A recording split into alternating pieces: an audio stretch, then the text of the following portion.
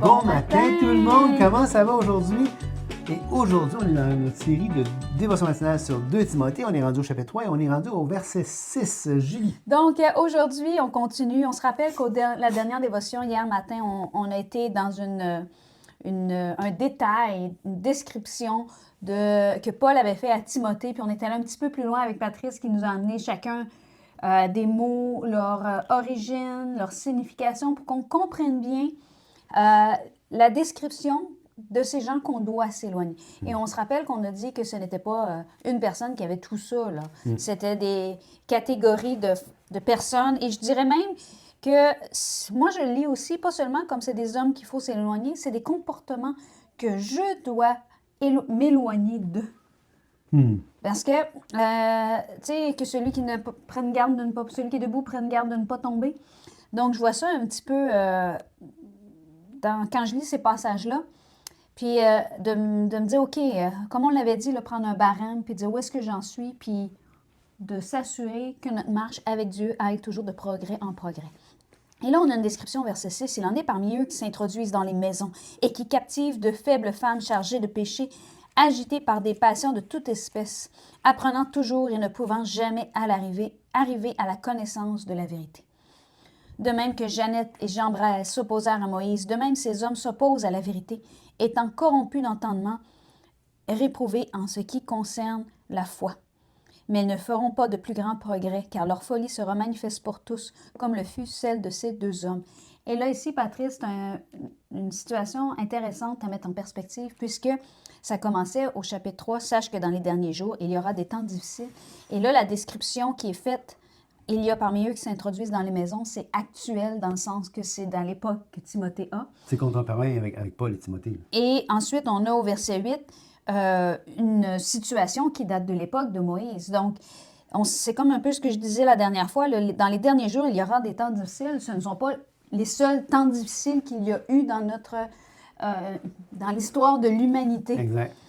Et Patrice, oui, vas-y, avec qu'est-ce que tu penses du verset 6? Ben, il en est parmi eux qui s'introduisent dans les maisons et qui captivent des faibles femmes. C'est intéressant. Le mot grec, c'est... attendez un petit peu, je l'ai sorti ici. C'est gunakarion. Gunakarion, qui est un diminutif du mot femme. On pourrait traduire par femmelette ou petite femme. C'est... une femme, presque une femme ridicule, une femme vraiment diminuée. Là. Pourquoi elle est diminuée? Mais parce qu'elle est chargée de péché et elle est agitée par des passions. Donc, c'est une femme qui n'est pas capable de se retenir, pas capable de... Et quand on parle de passion, on ne parle pas de quelqu'un de passionné. Là. On ne parle pas de quelqu'un qui est zélé pour des projets. Ou, Julie est une femme passionnée, mais elle n'est pas menée par ses passions, dans le sens, c'est triple. C'est un petit peu ce que Paul dit ailleurs des hommes qui ont pour Dieu leur ventre.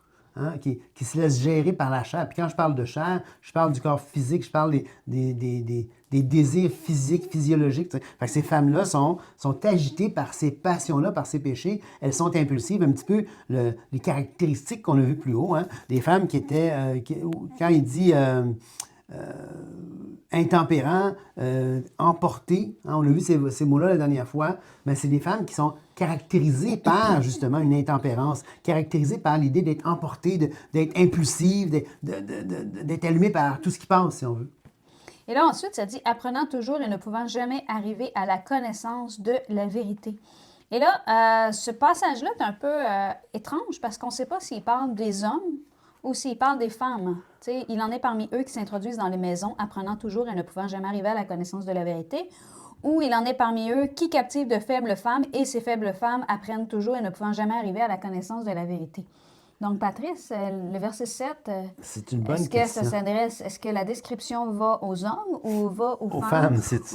Il va falloir que je vérifie la construction du grec. Vas-y, puis je vais pendant ce temps-là, parce que je ne peux pas commenter sans savoir à qui ça s'adresse, on se rappelle que le passage qui parle de Moïse, on a cette idée-là, ces hommes s'opposent à la vérité. Ils sont corrompus dans leur entendement, réprouvés en ce qui concerne la foi. Et on se rappelle, le salut vient de la foi. Le salut s'obtient par la foi. Donc, et c'est important parce que la foi en elle-même n'a pas de pouvoir la foi a du pouvoir en fonction de son contenu. Exact. Donc, si tu places ta foi en Jésus-Christ pour ton salut, tu as une assurance qui vient avec ça parce qu'il y a un sceau qui est déposé à ce moment-là sur ta vie, comme quoi que tu as placé ta foi en Jésus-Christ. Il est maintenant ton sauveur, il est maintenant ton rédempteur, il a maintenant payé le prix de tes péchés. Et lorsqu'on dit réprouvé en ce qui concerne la foi, corrompu d'entendement, ça veut dire qu'il y a quelque chose dans leur compréhension par rapport à la foi qui n'est pas juste. Et c'est intéressant parce que quand on parle de Moïse, on ne devrait pas entendre parler de foi, mais on devrait entendre parler de loi. Et pourtant, ce que Paul va reprocher à Jeannès et Jambres, c'est vraiment la foi. Ça semble être les femmes, si je vois bien, là. Donc, verset 7, apprenant toujours, il parle des femmes qui apprennent toujours, mais qui ne peuvent jamais arriver à la connaissance de la vérité. Et là, c'est intéressant parce que là, on peut faire un parallèle un petit peu de la tendance qu'on peut avoir de toujours aller... la tendance que certains peuvent avoir d'aller au courant de pensée qui change. Là. Oui. Ah, il y a ça, c'est une nouvelle mode. Ah, il y a ça, il y a ça. C'est un peu ça, là, cette expression-là. Apprennent toujours sur des nouvelles choses, mais n'arrivent pas à la vérité. Ils vont Ils sont toujours en train de chercher quelque chose qui pourrait être mieux, mais sans trouver la vérité. Un petit peu comme, on a un petit chien ici, puis elle est très hyperactive. Et puis, si elle court après quelque chose, tu as juste à agiter quelque chose de l'autre côté, puis elle va partir après. Tu sais, ce qui brille à ses yeux sur le moment, c'est ça qui va l'allumer, et c'est vers ça qu'elle va aller. Et je pense que, tu sais, dès quelque chose qui brille plus que ce qui est autour, ben, hop, on va aller vers ça. Alors, il y a des courants, il y a des modes, puis des modes religieuses, des modes qui passent dans l'Église, hein, dans l'Église avec un grand E. Puis ces femmes-là, ils n'ont pas d'encre dans la doctrine, ils n'ont pas quelque chose pour ancrer leur esprit, ancrer leur âme. Et puis, je dis de femmes, mais c'est vrai pour les hommes aussi, là. S'il y a des hommes qui ne sont pas ancrés et qui vont être tout le temps à la recherche de nouveautés, à la recherche de ce qui... presque, des tendances actuelles, si on veut, puis on va rechercher la tendance parce que ça allume, c'est quelque chose de nouveau, ça, c'est pas quelque chose qui est dépassé, entre guillemets. Hein? Et je pense que c'est un bon point que tu dis là, Julie. Et, tu sais, c'est intéressant parce que quand on dit, là, quand je vous disais là, que réprouver en ce qui concerne la foi, et ça me fait, tu sais, dans Exode, là, quand Moïse va se présenter devant Pharaon, puis il va avoir toutes les différentes plaies. Et à un moment donné, il va y avoir ce passage-là où est-ce que dans Exode 8.15, les magiciens, même les magiciens, vont dire à Pharaon, c'est le doigt de Dieu. Et là, Pharaon va refuser de croire que c'est le doigt de Dieu. Donc, c'est un peu cette image-là de dire que la foi était réprouvée tant qu'à la foi. Parce qu'il voyait les choses. Il n'y avait pas d'explication à ce qui se passait. Mais il refusait de voir le contenu de la foi. Et là, il y a une belle espérance dans le verset 9, Patrice. Hein? Parce qu'il va dire, mais ils ne feront pas de plus grands progrès, car leur folie sera manifeste pour tous, comme le fut celle de ces deux hommes. Donc, l'image qui est faite ici, c'est que, ils vont pas réussir à faire du progrès en s'introduisant dans les maisons, en essayant de captiver les gens. Pourquoi? À la même façon que Jeannette et Jambres, car leur folie sera manifeste pour tous comme le fut celle de ces deux hommes. Donc là, on a, comment je peux dire ça, Paul est en train de rassurer un peu Timothée en disant, écoute, malgré tout ça, là, éloigne-toi de ces hommes-là, puis sois sûr d'une chose, à un moment donné, leur folie va être manifeste. Exact. Et là, verset 10, à moins que tu aies quelque chose que tu veux dire là-dessus. Juste mentionner, Jeannette et Jambres, le texte de l'Exode ne nomme pas les magiciens qui s'opposent à Moïse. Ici, Paul les nomme, donc on trouve le nom de ces hommes-là. Paul le confirme, c'est Jeannette et Jambres. OK, fait que c'est vraiment les magiciens. Les magiciens qui s'opposent à Moïse. Beau point. Pour toi, tu as suivi de près mon enseignement, ma conduite, mes projets, ma foi, ma douceur, mon amour, ma constance, mes persécutions, mes souffrances. À quelle souffrance n'ai-je pas été exposé? À Antioche, à Icône, à Lystre. Quelle persécution n'ai-je pas supporté? Et le Seigneur m'a délivré de toutes. Et tous ceux qui veulent vivre pieusement en Jésus-Christ seront persécutés. Donc ça ici, c'est intéressant parce que Paul, va mentionner justement que tous ceux qui vont vivre pieusement en Jésus-Christ vont être persécutés. Ça ne veut pas dire que les persécutions vont être tous à 100. Et encore là, il y a un spectre. Hein? Tu peux te faire bouder par quelqu'un au travail, tu peux te faire reprocher quelque chose. Et là, on parle pas parce que j'ai manqué d'intelligence, mais parce que à cause de ma foi. T'sais, si tu as manqué d'intelligence puis que tu te fais rabourer parce que tu n'as pas foutu ce que tu as fait, ben c'est correct, c'est normal. Là, apprendre tes erreurs. Mais si c'est parce que tu es croyant puis tu as beau respecter le fait que tu es au travail, hein, quand tu es au travail, tu es payé pour travailler, tu n'es pas payé pour annoncer l'Évangile. Fait qu'il faut que tu respectes ton employeur, puis il faut que à cet égard-là, être un bon témoignage.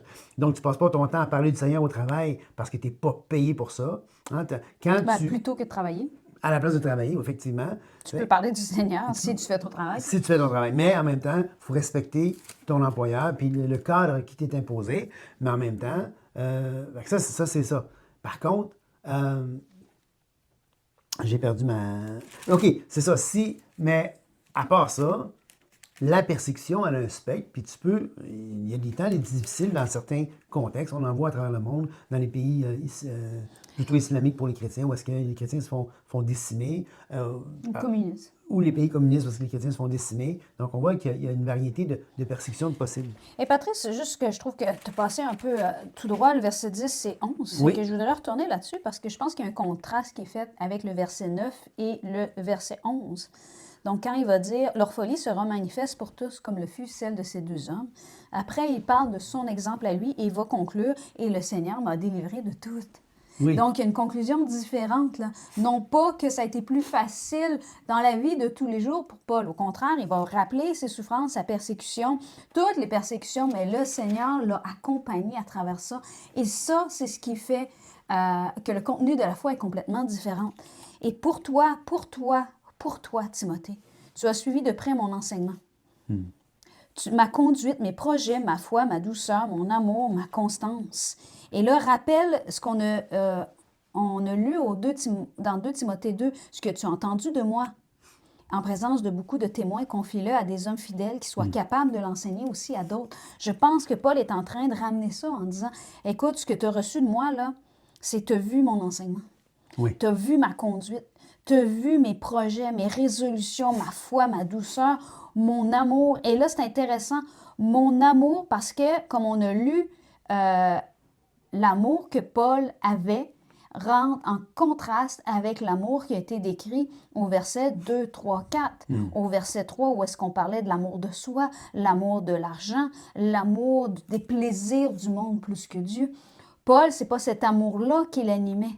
C'est l'amour qui donne. Et là, ça serait intéressant d'aller voir le mot pour amour qui est choisi dans ce terme-là.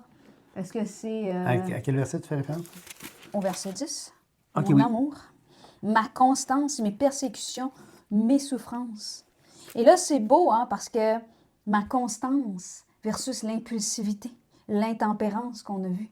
Paul est en train d'amener que lui, il avait un comportement, qu'il y a un comportement constant, stable. C'est agapé. Et l'amour agapé, qui veut dire? Un amour sacrifice, c'est un amour qui se donne. Agapé, le sens propre d'agapé, c'est un amour qui aime à cause de la valeur de ce qui est aimé. Donc, ce qui est aimé a de la valeur. Donc, j'aime à cause de la valeur de ce qui est aimé. C'est un amour donc, qui est sacrifice, un amour qui est vraiment puissant. Plus que philéo, qui est l'amour qui est comme plus réciproque. Tu sais, je t'aime parce que tu m'aimes, parce que tu as quelque chose pour moi dans ça. Et là, de tout ça, pour toi, tu as suivi de près mon enseignement, ma conduite, mes projets, ma foi, ma douceur, mon amour, ma constance, mes persécutions, mes souffrances. À quelle souffrance n'ai-je pas été exposé? Quelle persécution? Le Seigneur m'a délivré de tous. Et là, il amène hors tous ceux qui veulent vivre pieusement, donc de manière à faire le bien en Jésus-Christ, seront persécutés. Mais les hommes méchants, imposteurs, avanceront toujours plus dans le mal, égarant les autres et égarés eux-mêmes. Et là, écoutez la beauté du verset 14. Toi, demeure dans les choses que tu as apprises et reconnues certaines. Toi, demeure dans les choses que tu as apprises et reconnues certaines. Sachant de qui tu les as apprises? De qui? De Paul, mais aussi de ses aïeux à Timothée, hein, qu'on voit au verset 15. Ce qui est intéressant dans ça aussi, c'est que toi, demeure dans les choses que tu as apprises. Et très souvent, pour revenir à ce qu'on parlait tout à l'heure, Julie, sur l'idée de voir les tendances puis de courir après les tendances, c'est que tu ne restes pas dans qu'est-ce que tu as appris. Et si tu es pour changer d'idée, parce que il y a juste la parole qui est inspirée, hein, nos idées sur la parole, elles ne le sont pas inspirées. C'est un danger des fois de prendre nos désirs des réalités, c'est-à-dire penser que nos pensées sont celles de Dieu. Non. Nos pensées sont nos pensées. Les pensées de Dieu, ben, on les trouve ici, essentiellement. Mais avant de commencer à courir les tendances, sois sûr de connaître ce que tu sais, d'apprendre vraiment à comprendre ce que tu as appris, à être ancré, à bien saisir le fond. Parce que trop souvent, j'ai vu des gens délaisser ce qu'ils avaient appris pour passer à une nouvelle tendance, à un nouveau truc brillant dans les tendances actuelles. Puis quand tu poses des questions sur ce qui vont dire « Ah, mais ça, c'était pas vrai, parce que... » Non, mais explique-moi, c'était quoi le fond de ce que tu avais appris? Et ils sont incapables de me donner une explication claire de ce qu'ils étaient supposés connaître avant. Prends le temps de connaître, prends le temps d'être enraciné dans ce que tu as appris avant de penser pouvoir changer, de passer à d'autres choses. Mais de toute façon, verset 15, il dit « Dès ton enfance, tu connais les 5 lettres qui peuvent te rendre sage à salut. » Et ça, c'est essentiel parce que la parole, on n'a pas besoin d'un miracle additionnel à la parole pour pouvoir comprendre le message du salut. On n'a pas besoin d'une révélation additionnelle, on n'a pas besoin de quelque chose de plus parce que les 5 lettres, donc la parole de Dieu, peuvent rendre sage à salut en elles-mêmes. Par la foi en Jésus-Christ. Par la foi. Donc, comme et ça revient avec l'idée qui, tu sais, réprouvée en ce qui concerne la foi. Les 5 lettres sont claires. Oui. Si te rendre sage à salut, ça veut dire t'amènes la sagesse pour acquérir le salut, mais pas par ta sagesse, pas par tes œuvres, par la foi en Jésus-Christ. Mais ce qui est intéressant, c'est que les 5 lettres peuvent te rendre sage pour que tu places ta foi en Jésus-Christ. Oui, tout à fait. C'est là que tu trouves... la foi vient de ce qu'on entend, et ce qu'on entend vient de la parole de Dieu. Donc, c'est pas ta propre sagesse. C'est celle qui t'a été communiquée par la parole de Dieu, en étudiant la parole de Dieu. Un petit peu, toi, dans ton témoignage personnel, Julie, quand tu étais adolescente, tu as passé ton adolescence à étudier les proverbes, ce qui t'a rendu sage, parce que tu as su apprendre des proverbes. Oui, tout à fait. C'était mon livre préféré. Je le lisais à tous les mois. Donc... un proverbe par jour pendant chaque je jour. n'ai aucune idée pendant combien de mois et d'années j'ai fait ça. Donc, oui, je vous encourage fortement d'ailleurs, si vous avez des enfants, si vous avez une famille, ou si vous découvrez la foi en Jésus-Christ, puis vous demandez comment marcher dans cette société actuelle avec toutes les tendances, avec toutes les tentations, avec toutes les modes, si tu veux te garder ton intelligence, si tu veux cadrer tes pensées pour que tout ce qui est vrai, tout ce qui est pur, tout ce qui est honorable, tout ce qui est bon soit l'objet de tes pensées, bien, je t'encourage fortement à faire cet exercice-là, à lire un proverbe par jour. Puis, longtemps, on faisait 5 psaumes par jour aussi. Oui, j'ai fait ça aussi pendant mon adolescence, 5 psaumes, un proverbe par jour, plus un autre passage pour passer à travers l'écriture du début à la fin. Puis à un proverbe par jour, ce qui est le fun, c'est qu'au bout d'un mois, tu passes à travers tout le livre des proverbes. Puis à 5 psaumes par jour aussi, tu passes à travers tous les psaumes à chaque mois. Fait que ça, c'est vraiment un ancre de plus en plus profond dans ton âme. Et je vous dirais que ça me garde encore. Ça me garde encore à des moments où est-ce que j'ai des décisions que je dois poser ou des actions, puis, tu sais, juste financier, là. Pourquoi voudrais-tu qu'on enlève ton lit en dessous de toi? Donc, ça devient automatique. Ça devient automatique. Je l'entends. Je me dis, OK, est-ce que je peux y aller avec ça? Pourquoi tu voudrais faire ça? Ça va te enlever tu te places en position qu'on pourrait enlever ton lit en dessous de toi. Ouais. Attends. Donc, je vous encourage fortement. Et sur ce, Patrice, je pense qu'on va garder le verset 16 qu'on aime tellement pour demain. Et soyez bénis. Passez une agréable journée. Au revoir.